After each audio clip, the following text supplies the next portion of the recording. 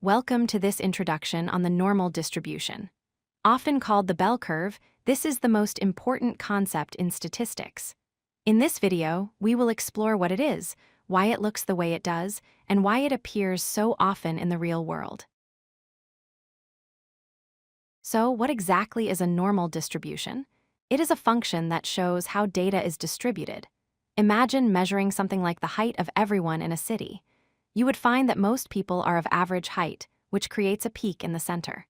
As you move away from the average, towards extremely short or extremely tall people, the number of people decreases, creating this smooth, sloping curve. There are three main characteristics you need to know. First, it is symmetric. If you draw a line down the middle, the left side is a perfect mirror image of the right. Second, it is bell-shaped, meaning it is tall in the middle and tapers off at the ends. And third, it is asymptotic, which is a fancy way of saying the tails get closer and closer to the bottom line but never actually touch it. In a perfect normal distribution, the center is a very special place. The mean, which is the average, the median, which is the middle value, and the mode, which is the most common value, are all exactly equal.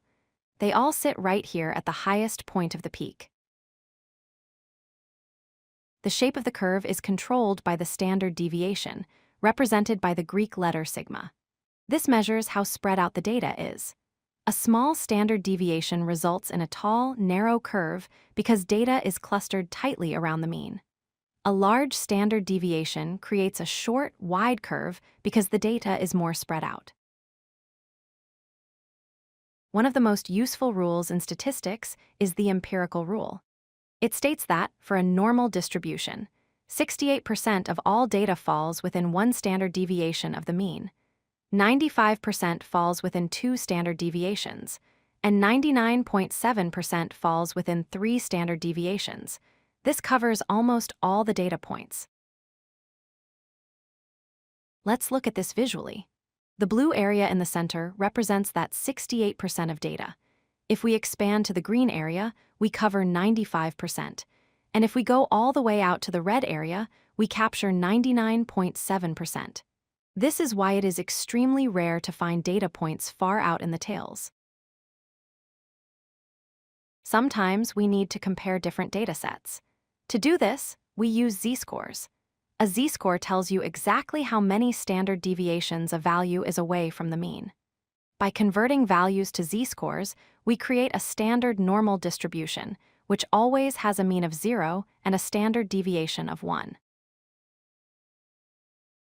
You can see this distribution everywhere in real life. Human height is a classic example. Most people are near average height. IQ scores are also designed to follow this curve.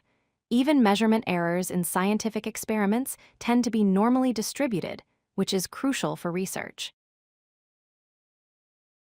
Not all curves are normal. Sometimes data leans to one side. A left-skewed distribution has a long tail dragging to the left. A right-skewed distribution has a long tail dragging to the right. The normal distribution sits perfectly in the middle, balanced and symmetric. To wrap up, remember that the normal distribution is a symmetric, bell-shaped curve defined by its mean and standard deviation. It follows the 68, 95, 99.7 rule, and it is the foundation for much of the statistics used in science and business today. If you like this video, hit that like button and don't forget to subscribe. Visit codelucky.com for more such useful content.